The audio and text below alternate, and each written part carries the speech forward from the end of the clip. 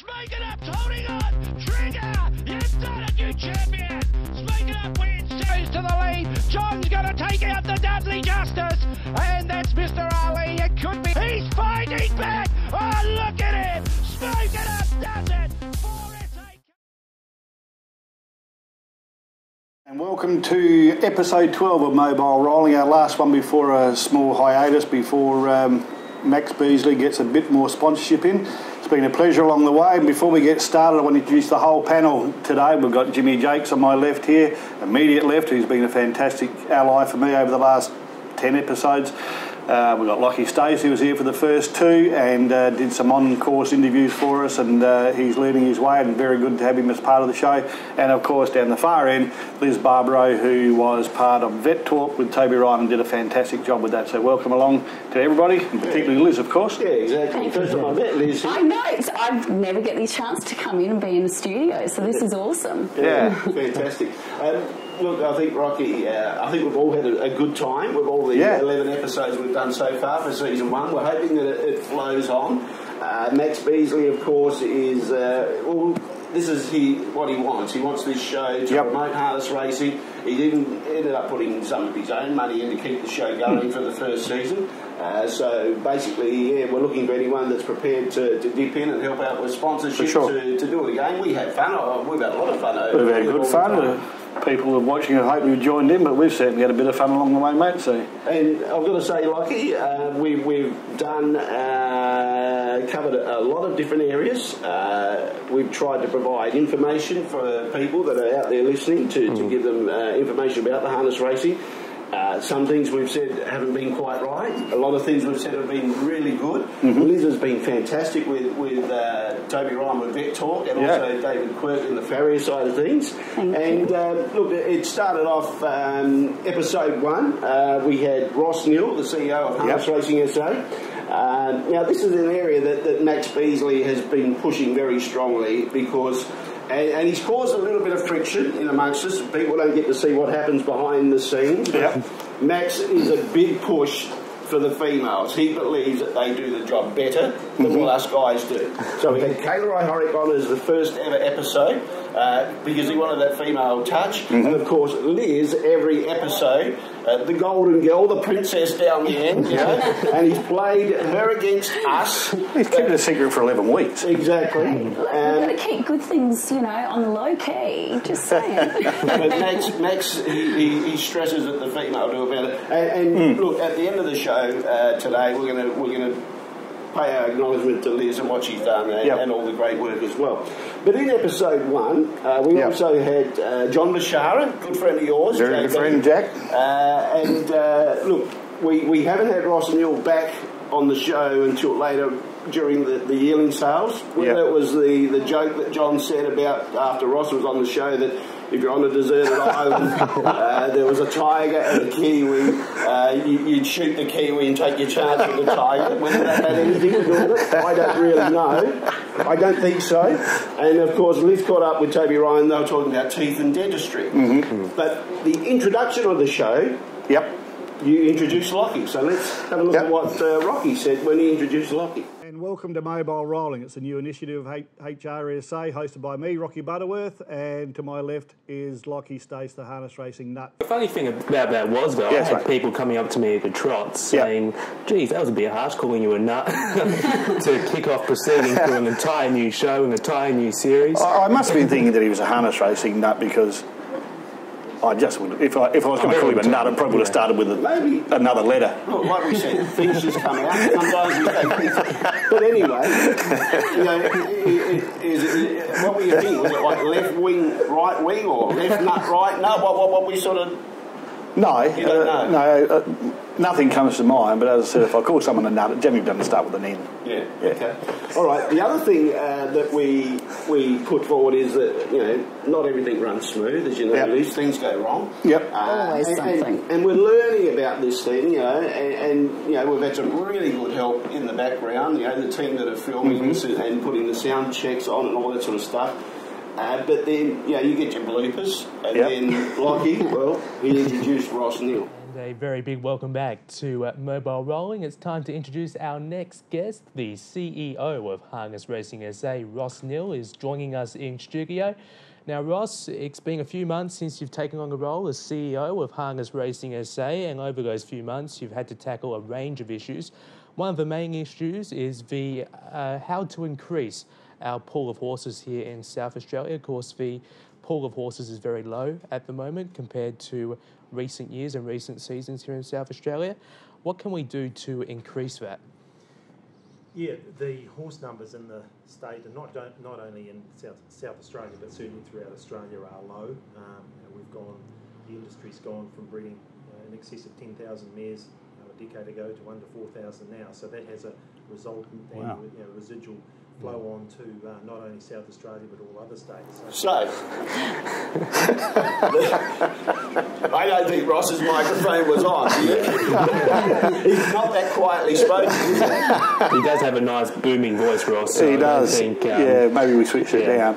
Yeah. All right, that was episode 1. Yep. All right, and of course the kingpins were here as far as the presenters. Episode 2, Rodney Fourier we had on. Rodney, he spoke about Macau, his farrier work, and also his race starting Stuart David as well. He was interesting. Yeah, he was. And of course, Rodney has only been back in the role with Harness Racing SA for the last few months because he started back doing Mondays at Globe Derby, and he has a lot of experience in the industry, and it was nice to kind of get that in-look into someone who's a staff member of Harness Racing SA and get their perspective on the industry. So it was very interesting. Yeah. Lane Johnson was on. Yep. And obviously he spoke about he's a ladies' man. He did. Yeah, and you asked him the question. He said, look, the kids, Emma and Corey, the kids at home can work him. He's not a problem. And that's the difference about a horse that's a racehorse on race day or something that's home. Yeah, I think I put the pressure on to make sure that horse came good, didn't I, really? And it did. You did. And we had Scott Ewan on as well. And this is mate, it just went on and on. So Scott Ewan was on, and then, of course, then this is where Rocky comes in, where he likes to take acknowledgement for the success, the absolute success that we have instilled upon our special guest. So he's a ladies' man, of course, went on and won the Paul Perry Trotters Cup. Yep. And, of course, Bulletproof Boy. Won the Gawler Cup. Won the Gawler Cup. So there might be something in there. And Liz, of course, might be something in there. You were, there is definitely something in there.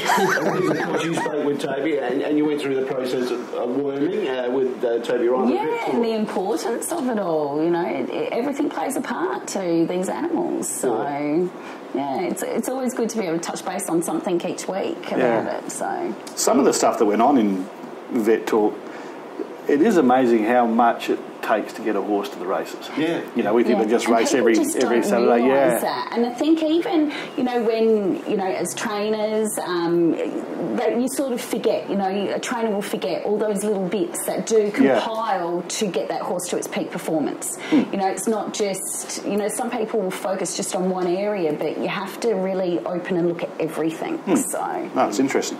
Episode 3. That's when you challenged whether the show was going to keep going because Jacques was on board. I joined the team. New to it all, and you're right because basically, you know, I made an announcement.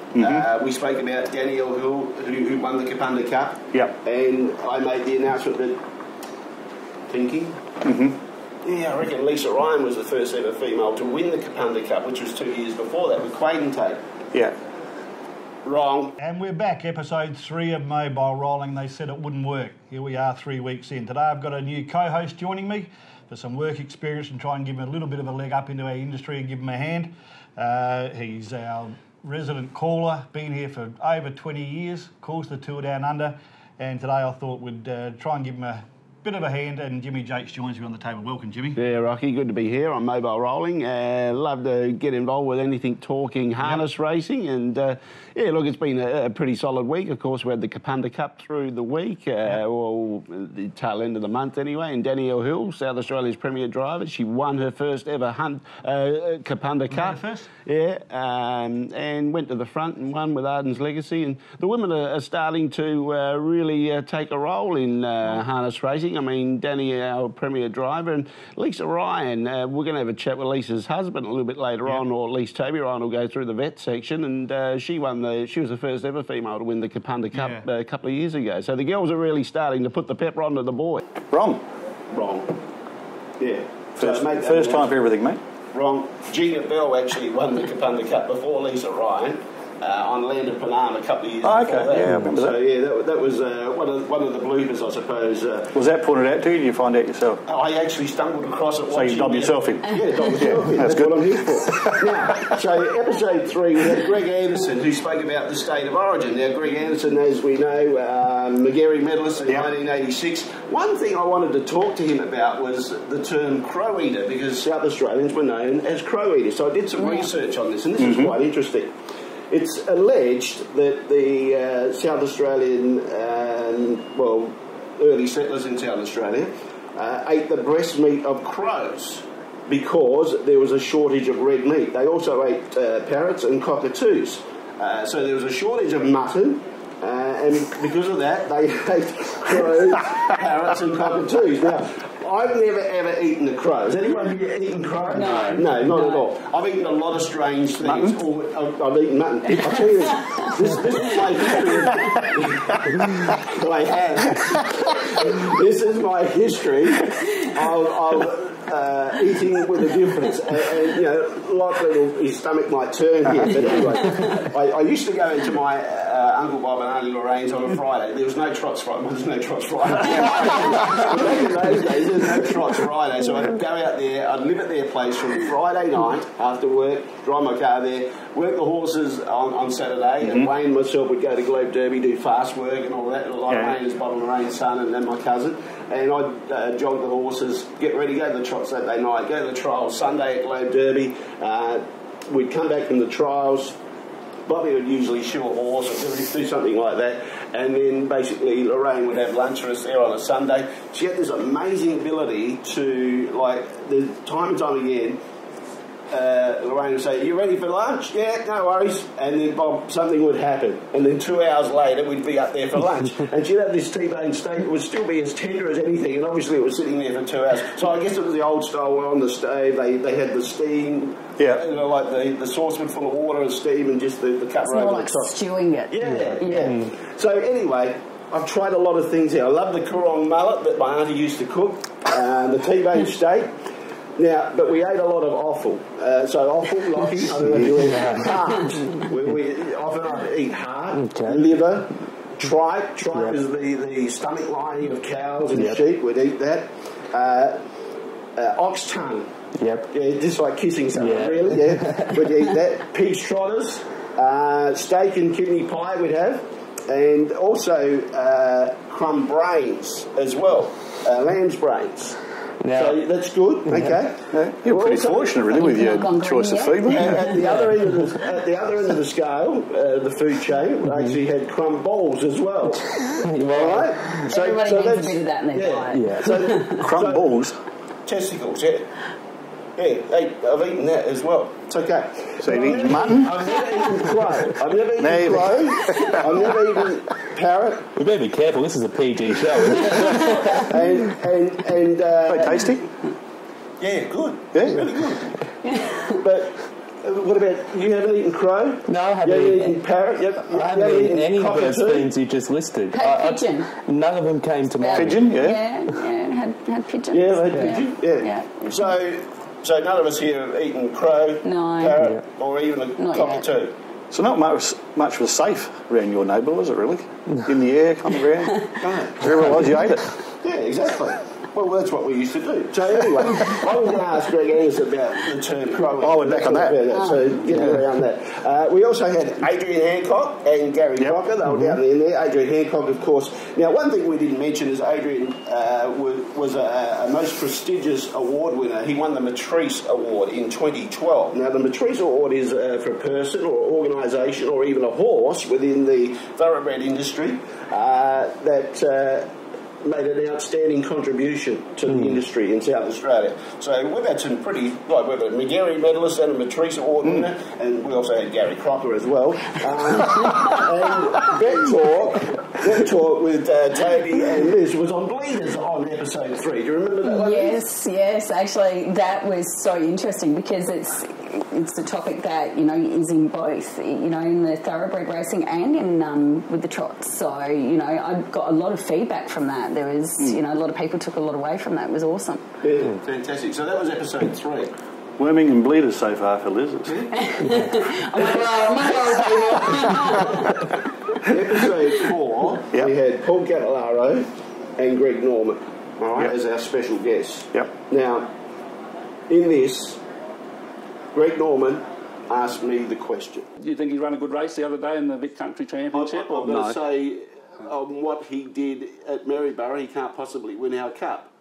Here comes Sicario on the inside, takes the inside run, coming at Emain Mecca, Di Carey going with him, but Sicario does it. Sicario wins a cup. There's a big elephant sitting over there, by the way, mate, that says, what about your tip in the cup? My tip in the cup? Yeah, couldn't win. Tez Cora? Couldn't win. The winner. The winner. No, I didn't say that. I said on its run at Maryborough it can't win. So you're not listening to what I said. I said on its run at Maryborough it can't possibly win. So that was episode 4 where we had Paul Catalaro, Greg Norman and Liz. The other thing that I've got to point out is vet talk with yourself and Toby. Well, just listen to this. Welcome back to Mobile Rolling. Here we are again with Toby Ryan with Vet Talk. How are you today? Hi, Elise. Going well, thanks. Now, a topic I'd really love to touch base on is bleeding within the horses within the sport. So, yeah, look, I just didn't pay attention. I thought it was going to be on horses and joints, but it was on bleeding. Anyway, that was episode 4. So that gave us a third of the way through for season 1 of Mobile Rolling. Yep. All right, episode 4 we're up to. We'll take a break. We'll come back with more. Etches. With over 30 years combined experience, we endeavour to make your presentation the best it can be. We specialise in all things corporate, from your company's major awards through to your club's trophy needs, as well as sports uniforms and equipment. Our giftware range is second to none, which you can view on eBay. All you do is just type in Etches. Etches is proud to be your one-stop shop, making everything a whole lot easier for you. Etches, proudly supporting harness racing in South Australia. Please come and see us at 142 Port Road, Hindmarsh. And a very big welcome back to Mobile Rolling. Now we've gone through the first 4 episodes of the series. Now it's time for episodes 5 to 8. And we're almost up to when the yearling sales were happening, Jim. You had a lot to do with this one, Lachie. Yes. You caught up with a few people at the yearling sales. Mark Commodore from Bedden Standard Breeds. Annie Dalton, who's a preparer of yearlings and a lot of history there. Ross Neal, you had a chat with him. Finally, we got him back on board. He forgot about the John Bashara thing. So and that's proper sound as well. And he was loud and clear. And also, you interviewed Samantha Pascoe. But let's see what happened with Lachie, a slight little maths problem. Well, we're still here at the yearling sales on Mobile Rolling. I'm here with driver and preparer at today's yearling sales, Sam Pascoe. Sam, welcome. Yeah. Well, you won presenter of the day today here at the yearling sales. That must be a big honour. No, I put a lot of effort into everything we do with the horses and making sure I myself am looking good, so nice and neat and tidy. Correct me if I'm wrong, this is your second year involved with the sale, or this is your... I led my first yearling when I was 12. 12, okay, I'm 21 now, So, 9? Yep, 9 years. She caught me off guard there. At least I did say, correct me if I'm wrong. Yes. That was my saviour. Okay. But at the end of the day, very disappointing by me there. Not good enough for the maths. So, don't be hard on yourself. Don't be hard on yourself. Your fingers and your toes if you need to count. It's all good. Look, the thing that I noticed though, Rocky, the difference, like if people go back to episode 5 and watch that, the difference of interview of all the other people leading into Samantha Pascoe. Now, we know he's got 7 on the books as far as girls are concerned, right? Okay? Yeah. Now, you know that Samantha has already spoken for. Look, I'm serious about this. You cannot use your position to try and chat up the chicks while you're doing the job, okay? No, there was nothing like that. But at the same time, the people I did interview before, Mark Commodore, we had Annie Dalton and Ross Neal, it was a lot of good fun. There was a great atmosphere around that day. I think Samantha was a little bit camera shy at the time. Oh, really? Put it down to Samantha. At the same time, I stuffed up as well. So, it was a little bit of a problem there, but other than that, the day went rather smoothly. We had Mario Borg here in the studio, and there's something that we didn't realise until we spoke with Mario, that he was actually nephew to Gator and Frank Policino. And there's something that we learned, and we should know this, I suppose. And we probably spoke about those two more than we spoke about Mario's career, really, didn't we? It was all of a sudden. Have to sit on a booster seat like he Brian did. today? Yeah, that's all right. He actually stood up. He stood up. He was standing. Only a booster seat. And Liz, you caught up with Toby with Vet Talk, and you spoke about horses and joints as well. Yes, we finally got round to that one. Exactly. All right, so that was episode 5. Episode 6, Lachie, you caught up with Greg Rogers, veteran trainer driver, had a good story to tell you. Yes. Greg is very good when it comes to interviews, and he has a lot of history in the sport, obviously, so he was great to catch up with. He was also talking about Ken, his son, about how much success he's had in the car over the years as well. So, it was probably my favourite interview of the series, catching up with Greg.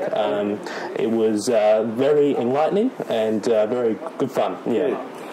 We had Jake Webster in here. We did. And you pointed out, you pointed out about how Jake is an air controller, and he was in control when a plane actually pranged at Parafield Airport. Let's go to that one. Welcome back, and thanks to Lachie with Greg Rogers. We welcome our special guest this week, making his own mark in the industry as the next generation of the Webster family.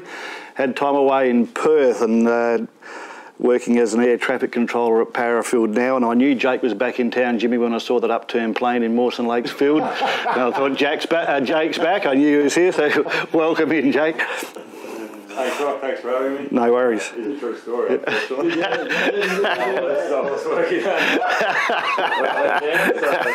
All fun and games now that he was all right. A minute or two there, it didn't look so good, but all's well there as well. That's out of your control. You can just tell them that they're clear to land and stuff like that. How does it it's completely out of my control. Obviously I was controlling the plane, but gave him the clearance to land. Everything was fine. He got on final on the right runway, and basically the engine cut out. Okay. So it just became gravity versus height, and unfortunately he didn't make it to the runway. So he just crashed about probably 200 metres short of the runway. But the thing is, he doesn't go out and help the bloke. He stays where he's got to stay out. Switched the microphone off and ran downstairs for a coffee. Wasn't me. Not much you can do. The authorities get the police there, but other than that, just away to go. I didn't know whether Jake was back or not. And I just looked and I said to myself, Jake's back. and it was true. He was in the tower. He was. Steering the plane in and then trying to say it was a windy day. Mate, it was about 40. Oh gosh, things that happen, eh? And Liz, of course, you caught up with Toby. We've been talking with horses and tying up as well. Yes, I did. It's really, I think it's fantastic how Toby gives us all this information on how to look after our horses. It is. It's awesome. You know, he gives up his time to come on in each time, and he's got so much. He's got such a wealth of information. You know, I could just sit and talk to him for hours, and you know, we have to sort of get that. All right, time to shut up now and get moving. That'd be Max standing there waving that stupid finger around. Oh, he's trying to tell me, keep going. No, apparently not. No. We know that we can't believe that, Rocky, because when Max does this, it's not the wheels are rolling, it's wrap it up, Jacques and Butterworth. Yeah. When Liz is there, Princess. Anyway, that was episode 6. Episode 7, we caught up with Keith Rowley. Well, we couldn't get a word in. Keith just kept going on and on and on. I have noticed here, and they are storytellers, the old fellas. Yep. No question about that, and it was interesting. But I reckon it's the first time in my life, and yours, that you were speechless for 10 minutes. And I was getting quite nervous, mate, because I can't go that long. And I'm thinking, gee, it's probably time you can just be quiet so we can say something. Yeah, or ask you a question. But I just went on, and you like listening to it, don't you? They have some sensational stories, but I agree with you. It was a Keith Routley show, and it was, you know, it's time to probably put the elbow out and say, enough. Yeah. And Dean Duray here as well. Dean was really good. Yeah, he loved being here. Like, he come up and he shook our hand. He said, oh, this is great, this show, keep going, boys. So he was really inspirational for us and showed his appreciation. Yeah, for sure. And, of course, you touched on ulcers. Yeah. We've all got I know, I'm the same. I was like, can you treat me instead of just the horses this week, Toby, because he drives me nuts, dear old Max. Well, when we it's okay, we do love you, Max. Yeah. Well, some of us do. Anyway, episode 8. Yep. This is where you went out to the offices of Harness Racing SA. Yeah. Wasn't that a barrel ass? well, it was like, I don't want to pick on anyone, but Catherine Nicolai was like trying to get blood out of a stone. She didn't want to tell you anything about fighting. She wanted to find out about Beasley. Well, she couldn't concentrate because she's been chasing at $11 for about 4 years, and there he is within grasp. Yeah, she could have reached out and grabbed him by the ear and said, "Can you give us that $11?" Well, he wanted terms. He said, "Can I pay it off over a 12-month term, $1 a month?" He still hasn't paid, by the way. But yeah, that was. Oh, that's that was. She didn't sign the contract yet for it, so. Well, that's true. But yeah, no, it was hardish work. But to me, it was interesting. I don't know whether people found it as interesting as I did, but I liked talking to stewards and Leanne Ewan's job and David Thewins in particular was really interesting for me to see how it all comes together for a meeting. It's not just throw the horses in and let's have a crack. There's a bit of science behind it. So it gave people insight to how much work they do actually do there during the week. You know, race meetings just don't happen. You know, there has to be a bit of work going into it and people behind the scenes putting in the effort. So that segment was very good point. I think the general consensus of the participants is that they're just sitting on their bum doing nothing. No question. Not the case. No. It's a lot of hard work to get race meeting, you know, actually on the track. And people just don't realise what goes into these things. Yeah. And David Tillman had a full head of hair when he started there. Now he's got nothing because he's been pulling his hair out. He's only been there for a month. Now, Scott Barclay, Harness Racing SA board member. What happened there? Scott was very new to the sport when we did that interview, and he still is, but he was introduced as a new board member only a few weeks before we did that interview, I think. So, it was good catching up with him. It was good to get his insights on what he thinks needs to be done to improve harness racing in South Australia, because there's always room for improvement, obviously. It was good catching up with him and good getting his perspective on how the sport is going. Okay. And Liz, did you cover horses and pregnancy? Yes, we did, You know, and their ability to be able to continue to race up until, you know, what stage of pregnancy and all of that, which was something that, admittedly, I didn't realise that they could race till, you know, that far into a pregnancy. Okay. So that was even, you know, new to me. I was like, oh, wow. Well, I obviously wasn't concentrating. So how long can they... how long can they race up till before? I think it was about 4 months in. Wow. So about 16 weeks, so from memory. Don't quote me on that right now. I'll just ring a friend, I'll just call Toby. We won't quote you on that. No, I don't. All right, that got us to 2/3 of the way through the whole season. Season 1, that was episode 8 of season 1 of Mobile Rolling. We'll go to a break and we'll come back with our final 4 sessions of Mobile Rolling. Pronto United Finance provides a professional, friendly and personalised service, offering competitive consumer lending solutions for whatever your current lifestyle finance requirements may be.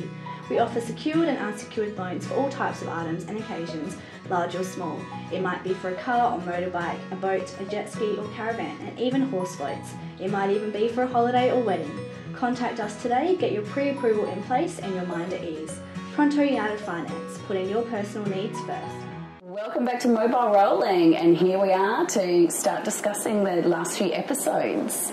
How are we going with it all, boys? Episode 9, Liz. Yes, it is episode 9, and talking about a few of the behind the scenes at Globe Derby. Yeah, back in the offices back of in there again. Racing SA, got a full coverage there, and look, it was like we said before, it was interesting and different. Jeffrey G, you caught up with Jeffrey G this session? I caught up with Jeffrey G on a Monday at Globe Derby Park. He had 2 drives that day, I think, for his his daughter Megan. So it was good catching up with him. Obviously has been around in harness racing in South Australia for quite a while now, and had a few interesting stories to tell. It was very good catching up with Jeffrey on that Monday at Globe. Yeah. Liz, you caught up with David Quirk. Yes, which it was a good sort of off-spin to have a look at something from a specialist point of view. Yep. So, and David Quirk, not only is he, very well established farrier, but he's been a trainer as well. So, it brings those two, areas of expertise together, which is so helpful for these horses to get their maximum peak out of their performance. Through the shows, Rocky, we spoke a lot of times we spoke about the Kapunda Cup. Like we spoke about how I stuffed up that Lisa was the first speedway driver. It was Gina Bell. We spoke about how David Tillman drove a winner of the Kapunda Cup for Greg Norman, Mythical Beast, who won twice. And the other thing is that David Quirk himself has driven a Kapunda Cup with Got an Edge, and he also won the Mildura Cup with Got an Edge. So very nice horse, Got an Edge. The right time of year for Quirky. Through the 2 guests that Liz interviewed, Toby Ryan and David Quirk, I love both of them. I think they're really great guys, and I've had good associations with them over the years. But Quirk, you get him started, he's a real character. He is. And back on the G family, when Lachie interviewed Jeffrey, he was saying he's going down south to the coast and getting back involved. But yesterday I noticed that Megan seems to be moving interstate. So we're losing one, obviously, and Jeffrey hopefully getting back into it. But that's the volatility of the state at the moment, isn't it? That one's decided I've had enough and I'm out of here, and hopefully one's starting up. Because Megan's off to Victoria, from my understanding, and she's been here, I would say, about a decade now, learning the ropes driving. She's a young driver. She hasn't been involved her whole life, of course. She got involved through Jeffrey. It is sad to see her go interstate. She's only started training by herself recently as well, and training her own horses. But best of luck to Megan interstate. I'm sure she'll do well over in Victoria and have more opportunities over there. In the second half of our series, or season if you like, season 1, we spoke a lot about achievements of certain people, and basically what Lockie's just mentioned, we've lost a lot to interstate. We spoke about Ross Sugars and Greg Sugars and Jeffrey Webster, Lance and John Justice, that were winning the Drivers' Premiership. Lisa Justice, another one. The women. So, we do lose a lot of our people interstate. I think we do, though. We seem to in all fields of sports. Don't we? Like South Australia, I love South Australia. I love that. It doesn't matter where you go, you bump into somebody you know in some way, shape or form. But we really seem to almost be at the tail end of the sporting world, like within South Australia, and everybody goes, I want to go to that next level, go interstate. And it is quite upsetting for all fields, I think. In some ways, it makes us very grateful for some of the talent we have now, training and driving-wise, like drivers like Wayne Hill, Danielle Hill, Ken Rogers, Ryan Rahoric, Les Harling as a trainer, Aaron Bang. It makes us grateful that they are racing here in South Australia because they're big talents, all of them. They all have a lot of ability, and we do have some great drivers coming through here in South Australia, and that was only a few. There's a lot more out there. There's a good pool of talent out there. So, speaking of one of those people, in episode 10 we had Ryan Rahoric here with us in the studio. Basically, what I've got to say is about episode 10 is that this is where Rocky, at the start of the show, was taking credit for the success of people in our show. Let's see what he had to say. Another strong week of harness racing here in South Australia, mate. Led off, I reckon, on Monday with Lisa and Toby Ryan, which you know, we've got to take credit for that, surely. He's on Vet Talk every week and he's come up with 4 on Monday, so surely that's just the luck of it. Amazing how you think we've got so much influence on these people. So, you reckon because we've had Toby Ryan with Liz Barbaro, that's instrumental in why he trained 4 winners on the day and why Lisa drove just the wheel had to turn. You just persevere with us and you get it. Ryan, he's the first to admit that he was having a bit of a dry spell. In he came, and he can't stop training winners and driving winners since then. And going back to the episode 2, Lane Johnson, Scott Ewan, Aaron Bain came in last week, 3 cases, jumps on board at Mildura. Can't deny it. You can't take all the credit, but probably most of it, really. Now, Liz, you caught up with David Quirk about part 2 of the farrier work. We did say that Quirky filled in because Toby wasn't available because of all these media commitments after getting the 4 winners. That was a bit of mucking around, but yeah, Quirky with his 30 years experience as a farrier did well. But in episode 10, you know, everything's not peaches and cream, but episode 10 we saw the dark side of the sport. We're here tonight at Globe Derby for the SA Pony Association and with our president Kelly Moritz. Welcome, Kelly. Thank you. Now, Pony Trots goes back a long, long way, and for me to think that, I reckon that it's obviously plays a huge role in the development of our drivers through generation after generation. I know I never used to take a lot of notice of them, but then you see Danny Hill, Wayne Hill, Aaron Bain, Kenny Rogers, the whole crew have come through Pony Trots, haven't they? They have indeed. Well, Rocky, that was the dark side of the sport. Not that we're picking on the pony people, but we've got to blame our lighting people. I have been told previously that I do my best work after midnight, mate. So I just wanted to try and get that out there. And bad luck for Kelly, she was interviewed in the dark, really. So it wasn't the worst though. You had nice sunset in the background. No, it was the worst. Okay.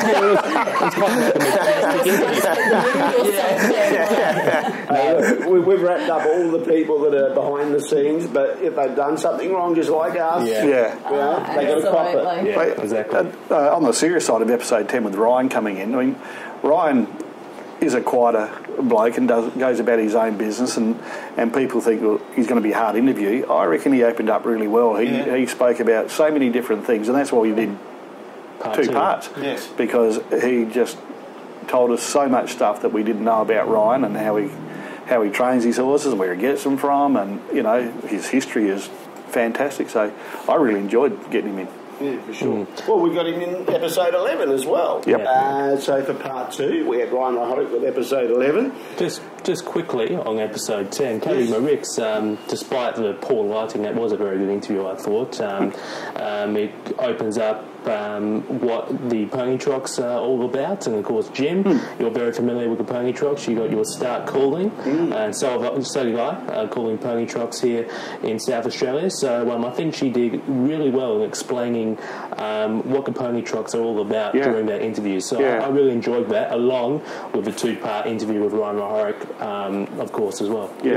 So episode 11 we had Ryan Rahoric and we had Aaron Bain, who you're closely associated with. We spoke about the 100 Club and all that sort of things and how that's rolling. But I think episode 11 just shows how much the sport means to the participants. So let's go to what Ryan and Aaron had to say about the sport. Yeah, just happy, just making wages and making a good living. It's a great lifestyle. I love it. Just love getting. I don't. There's not a day I wake up in the morning and go, oh, got to go to work or got to do this tomorrow. I just love it. You walk out your backyard and there's your workplace. Exactly. Pretty And nice. they say you love your job as you don't work a day in your life, and I really believe that. Welcome back to Mobile Rolling. Our guest this week is Aaron Bain. Aaron's based at Gawler, 40 horses in work at the moment, 10 spelling, I reckon. 7 full-time or part-time staff, and plans to spend numerous thousands on upgrading his infrastructure, Jimmy. He works full-time in an executive role during the day. So the first question to Aaron, really, and welcome, mate, is why? G'day, Rock. G'day, Jim. Yeah, why? I ask myself that every day, and I love it. Absolutely love the sport, and you know, that's why I'm here and continuing to grow.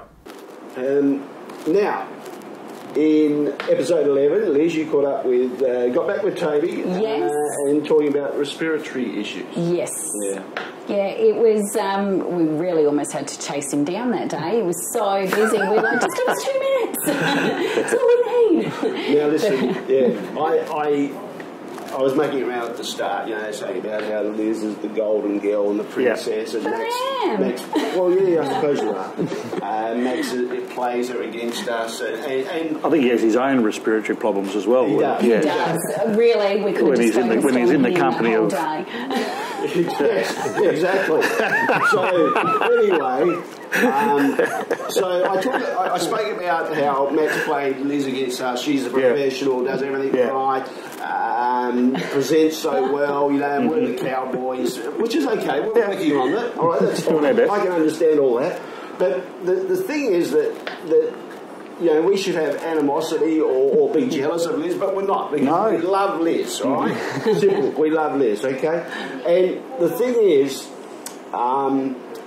Over the years, I've worked, say, with Sky Channel, doing In the Gig. We've done interviews for In the Gig, and obviously on the radio, I've done that. And there's certain unwritten laws and rules that you have within the industry. And the thing is, we break them, but Liz, you just follow the laws all the way through, don't you? You just the unwritten laws, 100%, all the time. I want to show you why we love Liz so much. Welcome back to Mobile Rolling, and here we are with Toby Ryan, our resident vet for Vet Talk. How are you today? Yeah, well, thanks, Liz. Cheers. I really would love to talk about respiratory issues in the racehorses. It's that time of year where, there could be, with a change of weather, infections, or, what is an infection a big issue for respiratory, or are there other things that can cause respiratory breathing issues with these racing horses? Yeah, both categories. We definitely have infection as a big issue, and as you touched on, with this time of year, with so much dust still around, we've had a long, dry season, and dust is the biggest carrier agent of infectious organisms, viruses, bacteria. The dust is the carrier that helps horses or helps transport bugs into the airways. So, horses with breathing problems, infection is something that you need to investigate whether that's a possibility to tick that box. There are other times when the issues, it doesn't really matter what time of year it is, they're more related to the mechanics of the airways. Yeah, and when you say the mechanics, what do you mean more specifically by that? Just how the anatomy works in there. We can get horses that are prone to soft palate displacement, and quite often that's from pulling their tongue back too much or playing with their mouth too much. The muscles that are at the base of the tongue are also closely associated with the palate, and if horses are gobby or fierce pulling, it all associates with movement of the palate that we need to avoid. So, sorry, with the movement of the palate, is that something that's perhaps you investigate and go down the line of an operation, or can we use different gear on them to sort of help and support that problem? Yeah, we certainly have. There's a high fail rate in operations, so we certainly try and do different training practices and harness practices first with things like tongue ties, nose bands, head check positions, different bits. Throat surgeries have historically been very hit and miss. So we try and find out more about what's going on first. And out at the university at Roseworthy now, they have an amazing tool which can actually take footage of horses while they're in full pressure working. Like, they can be going absolutely flat out and get actual footage of what's going on in their throat with a working endoscopy camera. So we can find out whether or not these noises and these obstructions are related to the palate, or whether or not they're perhaps related to a partial paralysis, So all the harness changes in the world won't make any difference if that noise is a paralysis-based problem. And if it turns out it is a paralysis-based problem, what would then be the next steps to take? That's when the decision gets hard, because, as I say, harness changes can't help. It's a physical nerve problem, and, surgeons will try procedures like tying back the paralysed piece of larynx, but of course that then has a problem. If that's tied back, it can't close well when the horse eats, drinks and swallows, so you may end up having the vicious circle of more respiratory contamination with food and water. So respiratory problems are a big hiccup, and need to be investigated because they are massively performance limiting. All good. Oops. So that was Liz, episode 11 with Toby, with horses and respiratory issues. And the reason why we love Liz is because she always follows the unwritten law. Yep. Now, the unwritten law, one of the unwritten laws that you have within the industry is that if you forget to turn your phone off and it rings while we're recording, then your obligation is to buy a slab of beer for the rest of the team. So that's why we love Liz. We'll down to the pub in a minute. So we've got a slab of down beer. for that. Yeah, we've got for the Christmas I breakup. knew someone was going to bring up me and my phone. Well, there we go. That was episode 11. All right, and that covered episode 11. Look, we'll go to a break and we'll come back and we'll wrap up the 12th and final episode of season. Very good. Just Wrecking Toyota, South Terrace Wingfield, for all your recycled and reconditioned parts. Our huge range covers almost every model in the vast Toyota stable. Proudly South Australian with over 25 years in the automotive recycling industry. So, if you want to save some serious money on anything Toyota, call us on 8359 4499 for fast and friendly service. Welcome back to the last segment of episode 12, and as I said, if Max Beasley can just do his best and try and raise a few more dollars, we'll have another season coming up for us. But to finish with it, just want to go into a bit of news and to finish the whole series, and some of it's not great that's going on. We've had a great time doing the show, haven't we? And it's been a lot of fun, but there are some serious issues at harness racing at the moment. And the big one is we've now found out that HRSA has issued an ultimatum to Globe Derby Park Racing. They seem to have dug their heels in and said, we'll fight this.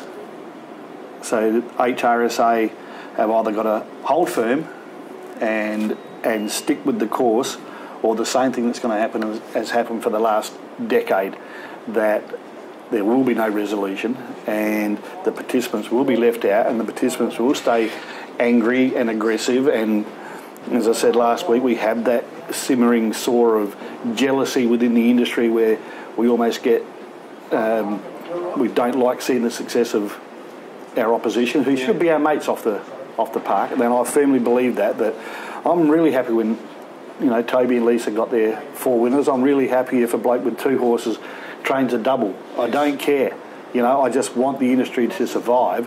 But I can see a lot of it because the prize money is so low, because they seem like they're getting left behind. And I understand, I'm not saying that everyone's wrong, but I believe that until we all start pushing the same wheelbarrow, we're going to come up with these same issues over and over again. And it may even start from the top level. I don't know. I'm not privy to the conversations that have happened. But to me, the top end doesn't just have to make the decisions. They're going to make the decisions that are right for people right down the bottom as well. So they can't say, well, this is what we're going to do and not affect everybody. So it's a crisis time for the clubs, crisis time for Harness Racing SA, to get this right. That we have country tracks that we can use, but they're not great standard racetracks. Let's be honest. They're serviceable, but they're not great racetracks. Globe Derby Park is probably the best racetrack we've got. But if we can't use it, where do we go? What happens? We won't travel an hour as it is. We said this last week that an hour seems to be too far for us to take our horses. So the answers aren't just going to happen like that. Now, I don't know whether you've got an opinion on this one way or the other. One of the things I don't want to see is this situation drag out, because obviously the ultimatum is there. If the committee don't sign resign by the close of business tomorrow, then racing will be seized at Globe Derby Park next Tuesday. So at this point in time, Monday will probably be the last meeting at Globe Derby Park for a time we don't know. So one thing I don't want to see is this extend. I don't want to see racing be banished from Globe Derby Park for a long period of time. I think the sooner we get this figured out, the better. And as Ross Neal said on radio last week, we want racing at Globe Derby Park to return as quick as possible. That's not what we're trying to do here. We're just trying to sort out the issues currently going on at that club and between Harness Racing SA.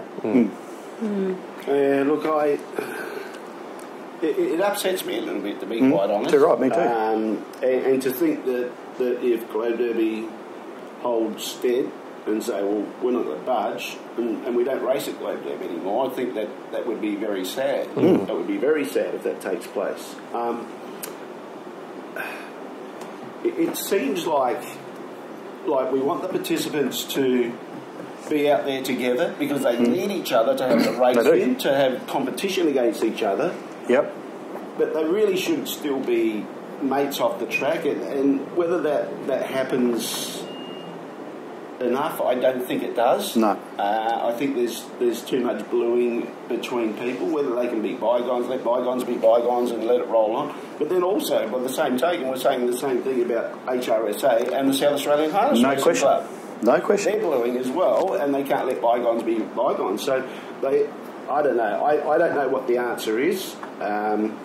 Like I say, I'm quite disappointed about where it's got to be quite honest, as a person that's followed harness racing for pretty well most of my life. Yeah, and that's the thing. People can point fingers here and try and say who caused all this and so forth, but the important thing for the industry at the moment is to just get racing back at Globe Derby Park, and because there are industry participants who rely on Globe Derby Park to race their horses at, and that's a reality. So we do need, that should be the main goal from both of these organisations, and that is to find a way to get racing back at Globe Derby Park as soon as possible.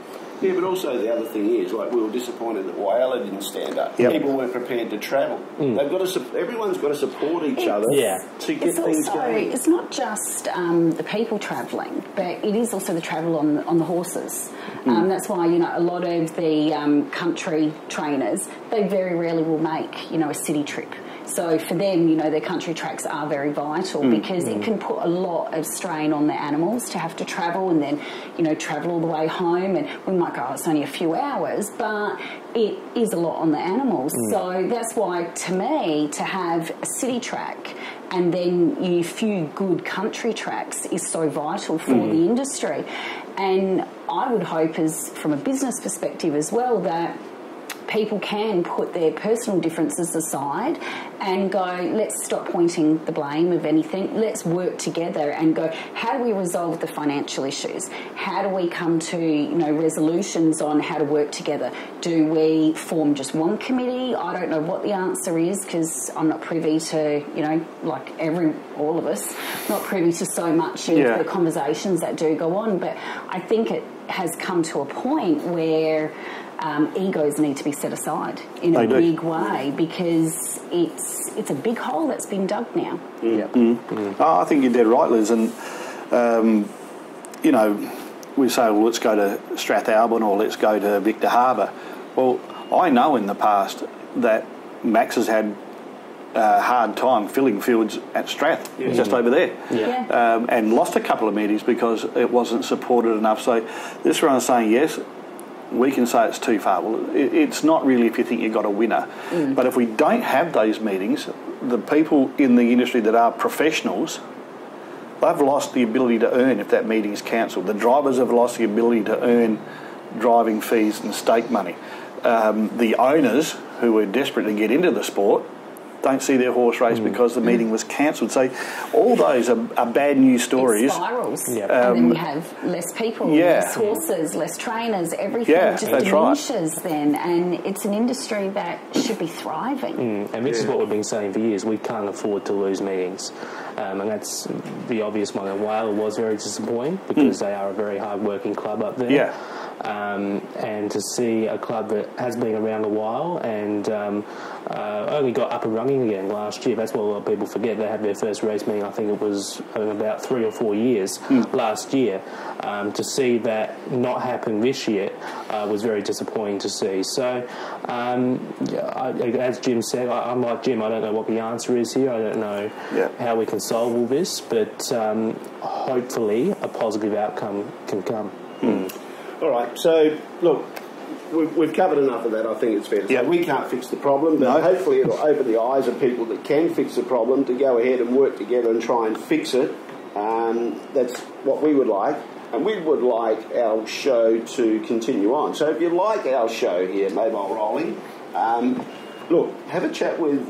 You can go on the website and check it out. How to contact the people. Max Beasley is the executive producer.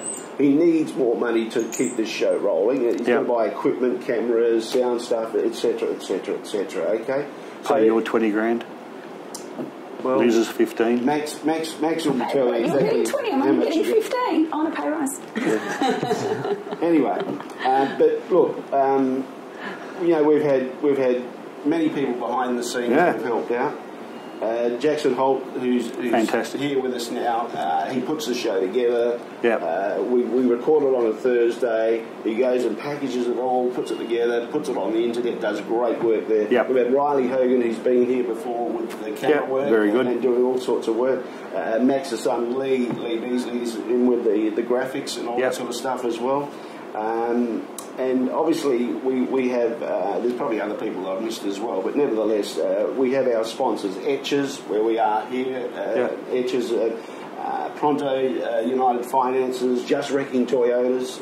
We thank them, Sage Hotels and Chiefly Hotels as well. And filmed on location here at Etches Trophy Room in the Sportscentre on Port Road. So I've got to say, Rocky, that on a personal issue, for me, and I can get it, I can't get it totally confirmed, but see, Lachie, I was his idol 10 years ago, right?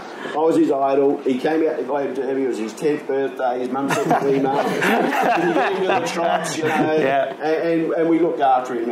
He was up in the commentary box while I was calling a race. Steve Mulcahy was the chair of stewards at the time. Steve got him to sit in with an inquiry after a race to see what happened there.